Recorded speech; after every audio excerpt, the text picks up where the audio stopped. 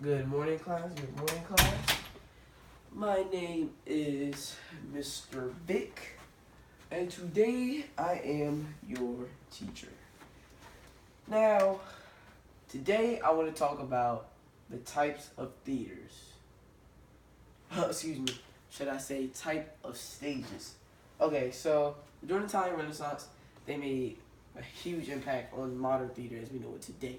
So by doing so, they've come up with different theaters, and that's what we're going to talk about today.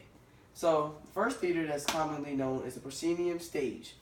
Now this is what you average theater you see in most auditoriums or whatever. You'll see a stage like so. Then you'll see the audience facing the stage. Now, like I said, that's in most common theaters. Second, more common in fashion shows or concerts because it gives the audience a better up close view of them versus the proscenium stage. This is called the thus stage. Thus stage is literally like a fashion runway.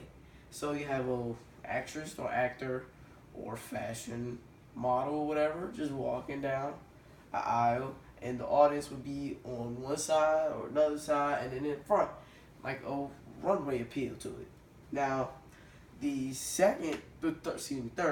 third type of staging is the arena stage.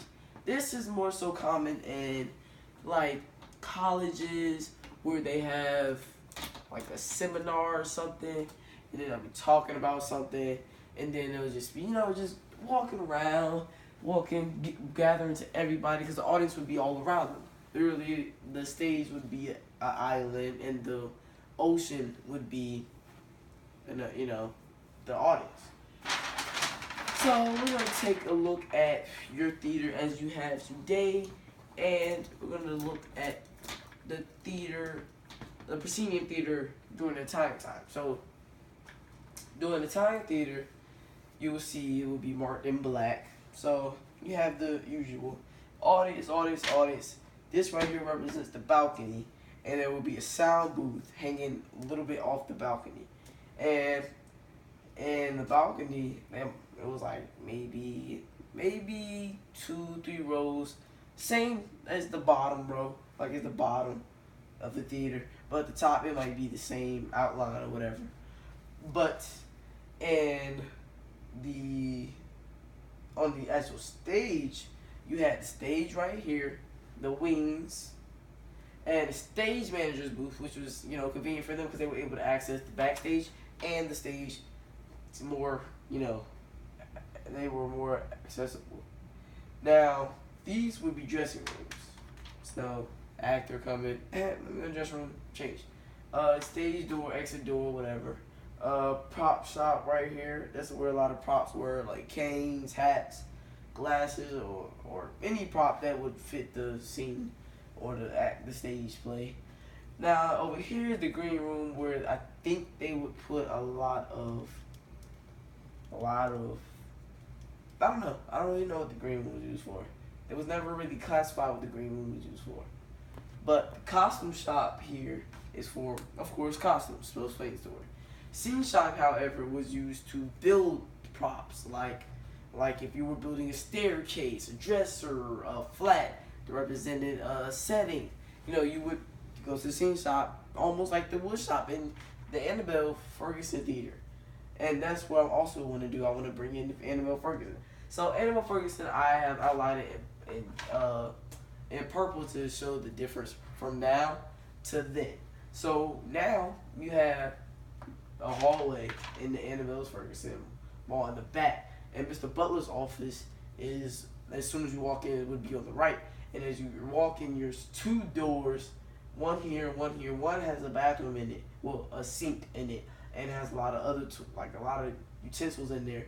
And the second one would be essentially the tool shop. And the 2 rooms on the right is a male dressing room and a female dressing room.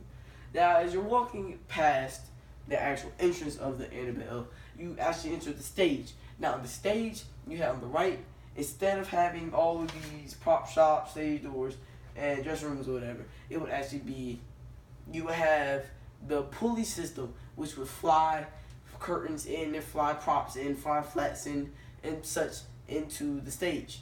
Now, that's what you would have in Annabelle. Now, on the left side, you would have like a chill out spot where you would put some props, where you wouldn't put some props. And, you know, that depends on the stage manager or whatever. Now, the back, like I said, the back of the stage, you would have the wood shop. Now, common where you had a wood shop. You know, you just wouldn't have it accessible. So when you're building, you're not too far from the stage. So if you're building something heavy, you wouldn't have to carry it that far from the scene shop to the stage. Now, as we move out into the house, sort of the same. You got the balcony. They have a sound booth that hangs off. Now, you got in Annabelle, you got a little runway over here, and it comes out to the audience. Now, however, in the lobby, it's totally different. Notice in Annabelle Ferguson, you have a huge box here that represents the lobby now. Then it was just a box office, and then you will walk inside. The theater then, but now you have a lobby which is of course connected to the theater. Now in the lobby you have a ticket booth, which tickets self-explanatory, tickets were sold there. Then you have a staircase that takes you up to the balcony, and there's a storage unit there that they use have different utilizations for. Then you have the lobby storage where a lot of chairs and stuff are kept, because sometimes you would just be sitting out in the lobby doing a class or whatever, just socializing or whatever. And then you have the ticket booth. I think I said that already. Then you have the church storage where Mr. Butler or the owner or the manager of the theater would have a lot of different people coming over, and he hosted it for a church a couple Sundays or whatever. And as he hosted it, he let the church store their stuff in here. And you had the concession stand and the bathrooms. Now this by far to me is the best system involved. This is called the fire annunciator. Fire annunciator locates a fire anywhere in Annabelle Ferguson.